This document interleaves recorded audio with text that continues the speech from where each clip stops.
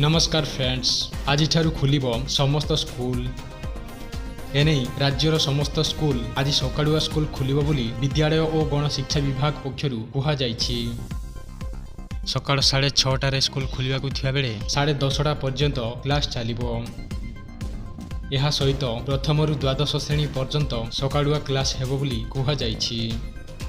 यह पोरे 22 तारिख ठारू स्वाभाविक समय रे स्कूल खुलिबाकु सूचना दिया जाइछि। सूचना योग्य जे राज्य में प्रबल खरा को दृष्टि रखी स्कूल खोलिबा नहीं प्रति जिलार जिलापाल यही दायित्व न्यस्त करा जायथिला। प्रति जिलार जिलापाल माने खरा को देखी निज निज जिले स्कूल खोलिबा नहीं निष्पत्ति नेबे बोली पूर्वरु कुहा जायथिला। एहा परे 15 जिले में सकाळुआ स्कूल होइथिया बेले 11 जिले में 20 पर्यंत स्कूल छुट्टी घोषणा होइथिला।